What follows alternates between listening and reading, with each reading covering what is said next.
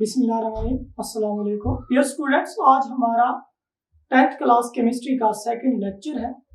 इसमें हमारे पास टॉपिक है लॉ ऑफ मास एक्शन।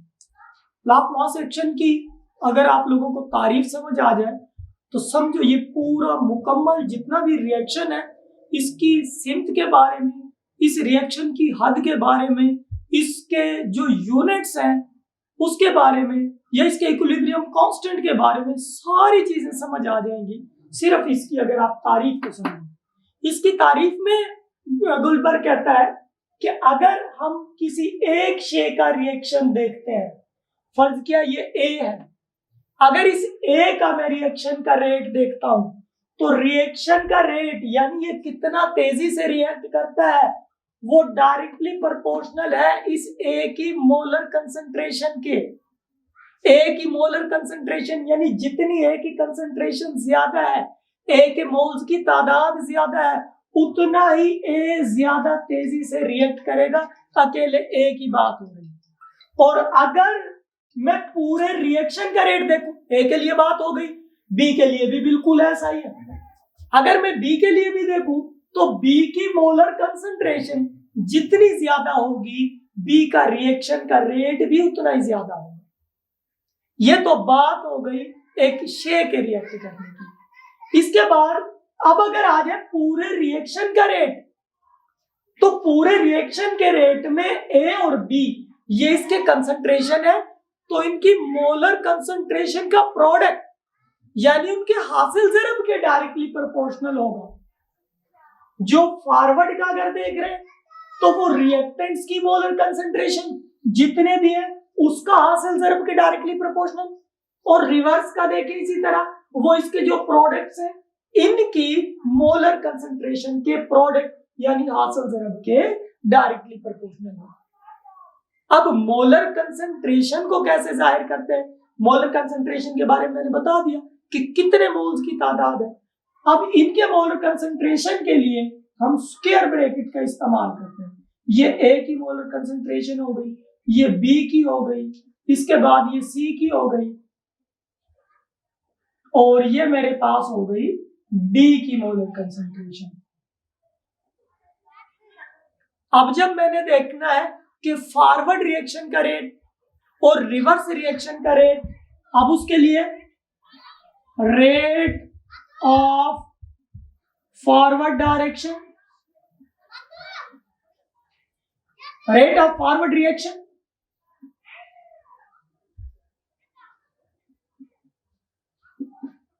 वो कितना है? डायरेक्टली प्रोपोर्शनल होगा किसके?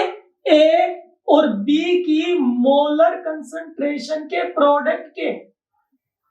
ये चीज अब मैथमेटिकली प्रोपोर्शनैलिटी को खत्म करने के लिए किसी भी कांस्टेंट से ज़रब दी जाती है, तो ये क्या आ जाएगा? यही rate of forward reaction is equal to हो जाएगा फॉरवर्ड वाले के लिए के एफ इस्तेमाल किया गया, के एफ ए और बी। इसी तरह अगर रेट ऑफ रिवर्स रिएक्शन देखा जाए,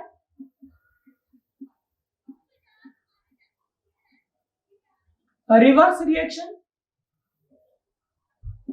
वो कितना होगा? वो डायरेक्टली प्रोपोर्शनल होगा, रिवर्स इनसे चल रहा है, सी और डी की मोलर कंसंट्रेशन के हासिल ज़रब की। अब इसके बाद यहां पर जब ये इज इक्वल टू की अलामत आ जाए, के एफ है तो ये के आर हो जाएगा, और ये सी और ये डी होगा। ये हमारे पास हमने रिएक्शन का रेट और जो रिएक्टेंट्स या प्रोडक्ट है उनकी मोलर कंसंट्रेशन का रिलेशन पढ़ लिया। अब अगली चीज इसमें क्या है कि इक्विलिब्रियम कांस्टेंट कैसे निकलता है, इक्विलिब्रियम कायम होता कब है, ये पीछे हम पढ़ चुके हैं। जब फॉरवर्ड का रेट रिवर्स रिएक्शन के बराबर हो जाए तो इक्विलिब्रियम कायम होगा, यानी इन दोनों को बराबर कर दें, रेट ऑफ फॉरवर्ड रिएक्शन और बराबर हो जाए रेट ऑफ रिवर्स रिएक्शन के। यही चीज है।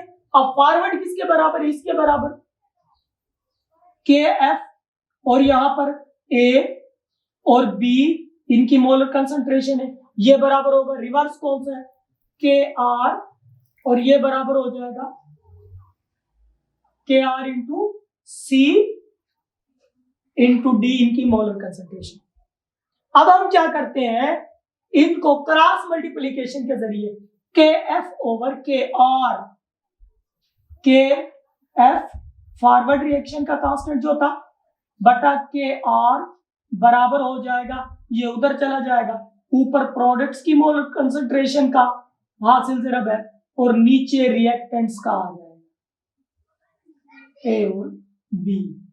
तो यही जो KF ओवर KR है, ये मेरे पास KC यानी के इक्विलिब्रियम कांस्टेंट है। अब इसी चीज को, इक्विलिब्रियम कांस्टेंट को हमने मालूम करना था कि किसी भी रिएक्शन में जब इक्विलिब्रियम कायम हो जाए तो इक्विलिब्रियम की कांस्टेंट की वैल्यू हम कैसे निकालते हैं, ये क्यों निकालते हैं वैल्यू, ये इसकी एप्लीकेशंस हम आगे नेक्स्ट टॉपिक में पढ़ेंगे कि इस KC की क्या वैल्यू है, KC की क्या इंपॉर्टेंस है हमारे लिए, हम KC क्यों मालूम करते हैं और ये KC हमें कौन कौन सी मालूमात देता है। दूसरा इसमें एक नेक्स्ट टॉपिक है, ये हमारे पास एक रिएक्शन में एक रिएक्टेंट और प्रोडक्ट इस्तेमाल किया गया। अगर ये इक्वेशन किसी जनरल रिएक्शन के लिए आ जाती है जिसमें इनकी कुछ ना कुछ मोल्स की तादाद भी होगी, नंबर ऑफ मोल्स, फर्ज किया A है तो उसके लिए मैं तादाद लिख देता हूं छोटा a, ये उसके नंबर ऑफ मोल्स है, B है तो उसके लिए छोटा b हो जाएगा, C है तो उसका छोटा c, और D के लिए छोटा d। तो इनके लिए ये क्या होगा, लॉ ऑफ मास एक्शन, जो इनके नंबर ऑफ मोल्स है वो इनकी पावर बन जाएगी, A वाला जो है वो A की पावर बन जाएगा, B वाला जो है वो B की पावर बन जाएगा, जो इसके मोल्स की तादाद है वो क्या बन जाएंगे, उनकी पावर बन जाएंगे। इसी तरह C की तादाद C थी तो यहां पर आ जाएगा और D वाले की तादाद यहां। तो इक्वेशन हमारे पास जो लास्ट में बचेगी, हर एक जो सब्सटेंस है हमारे पास, बेशक वो रिएक्टेंट्स में है या प्रोडक्ट्स में, उसके नंबर ऑफ मोल्स की तादाद जो है, नंबर ऑफ मोल्स है, वो उसकी पावर बन जाएगी, C, D, A और B। ये आपकी इक्वेशन जनरल रिएक्शन के लिए बन जाएगी। तो आज का हमारा टॉपिक इतना ही है। इसमें लॉ ऑफ मास एक्शन के हवाले से कोई भी आप सवाल पूछना चाहें तो वो कमेंट्स में पूछ सकते हैं। शुक्रिया।